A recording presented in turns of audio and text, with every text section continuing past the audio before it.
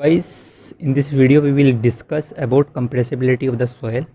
So before studying of compressibility of soil, we have to see the structure of the soil. तो first we will see the structure of the soil. तो structure of the soil मतलब कि जब हम इसका phase देखते हैं, phase मतलब कि ये आपका soil sample है. सोइल सैंपल में आपके पास सोइल पार्टिकल होते हैं जिसे मैं सोइल सॉलिड्स बोलूँगा, सोइल सॉलिड्स. और सेकंड आपका वाटर और थर्ड आपका एयर. वैसे तो मतलब इस तरीके से दिखेगा नहीं आपको कि उसके अंदर वाटर भी है, एयर भी है, पर मैंने आपको इस फेज़ में दिखा दिया कि सॉइल के अंदर सॉइल सॉलिड्स होते हैं, वाटर होता है एंड एयर होता है. माइक्रोस्कोपिकली हम देखते हैं तो इस तरीके से हम देखते हैं कि सॉइल के पार्टिकल है, ये बहुत सारे सॉइल के पार्टिकल है और इनके बीच में जो वॉइड्स मतलब जो एक गैप्स होता है इन्हें हम बोलते हैं voids. The gap between the particle, जो खाली स्पेस है, इन्हें हम बोलते हैं वॉइड्स. तो ये जो आपके कुछ वॉइड्स हैं, ये कुछ वॉइड्स आपके वाटर से फिल रहते हैं और कुछ आपके एयर से फिल रहते हैं. ठीक है, और ये जो वॉइड्स है वो दो पार्टिकल के बीच में गैप है. तो फिर यदि हम पूरे सॉइल सैंपल में देखते हैं तो सॉइल सॉलिड्स है, वाटर है एंड एयर है. ठीक है, तो पहले आपको ये समझना पड़ा कि this is the structure of the soil. जब माइक्रोस्कोपिकली हम देखते हैं तो वाटर भी होता है, एयर भी होता है. जैसे प्रैक्टिकली जब रेन वाटर आएगा तो उससे तो कुछ सॉइल आपकी भीगेगी, कुछ मतलब जो वॉइड्स खाली स्पेस है वो आपको वाटर से भरेगा, तो कुछ खाली स्पेस मतलब खाली भी रहेगा, मतलब उसमें कुछ भी मतलब ओनली एयर रहेगी, तो उसमें कुछ वाटर भी है और उसमें कुछ एयर भी, जिसे हम बोलते हैं partially saturated soil. If all voids are filled with water, उसे हम बोलते हैं फुल्ली सैचुरेटेड सॉइल. ठीक है, तो ये हम पहले हम ये समझेंगे. उसके बाद हम पढ़े कंप्रेसिबिलिटी. पहले हम भूल जाते हैं कि कंप्रेसिबिलिटी हम सॉइल की पढ़ रहे हैं. पहले ओनली हम कंप्रेसिबिलिटी का मीनिंग देखते हैं, ओनली कंप्रेसिबिलिटी का मीनिंग देखते हैं. तो कंप्रेसिबिलिटी हम किसी भी मटेरियल की देखते हैं कि किसी भी मैटर की देखते हैं तो जब अप्लाई होएगी जब वो कंप्रेसिबल होगा. कंप्रेसिबल थिंग्स कि कोई मेरे पास मैटर है, यदि उस पर हम कंप्रेसिव लोड लगाते हैं, यदि उस पर हम कंप्रेसिव लोड लगाते हैं. कौन सा लोड? कंप्रेसिव. तो कंप्रेसिव लोड लगाने के बाद उसके वॉल्यूम में कितना चेंज आता है, जो मतलब वॉल्यूम मतलब यदि हम कंप्रेसिव लोड लगाएंगे तो कुछ डायमेंशंस इसकी मतलब ये सेटलमेंट होएगी, तो कुछ मतलब ये दबेगा ऊपर से भी और इधर से भी कुछ श्रिंकेज होएगा.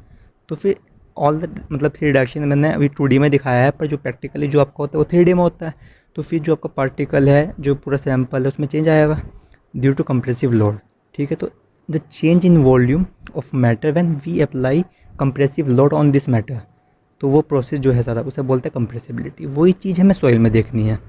तो सॉइल में हम एक एज्यूम मानते हैं कि जो अपनी सॉइल सैंपल है वो सेमी इनफाइनाइट है, कि ये सॉइल सैंपल है अपना पूरा ये सेमी इनफाइनाइट है. सेमी इनफाइनाइट का मतलब क्या? Semi infinite.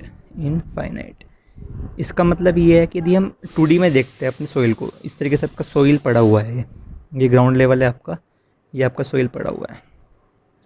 तो फिर अलोंग दिस लेंथ हम मानते हैं कि ये फाइनाइट है और अलोंग दिस लेंथ हम मानते हैं कि ये इनफाइनाइट है, कि यदि कोई चेंज आएगा इन दिस डायरेक्शन वो नेग्लिजिबल होगा, पर इन दिस डायरेक्शन जो चेंज आएगा वो नेग्लिजिबल नहीं होगा यदि हम कंप्रेसिव लोड लगाएंगे. तो क्योंकि ये इनफाइनाइट है, हम इनफाइनाइट मानते हैं. वैसे तो मतलब प्रैक्टिकली तुम देखो तो कि इनफाइनाइट ही एक तरीके से पता नहीं कहाँ तक फैला हुआ है, पर जब हम कुछ एक्सवेट कर रहे हैं तो फिर ये कुछ फाइनाइट है. तो फिर सेमी इनफाइनाइट मतलब लगता है कि सेमी इनफाइनाइट ही होएगी. तो फिर जो चेंजेस है ड्यू टू कंप्रेसिव लोड वो इस डायरेक्शन में ही मेन होएगा. ठीक है, तो वही है कि मतलब कि यदि इस डायरेक्शन में यदि चेंज आ रहा है ड्यू टू कंप्रेसिव लोड, इसे हम बोलते हैं कंप्रेसिबिलिटी.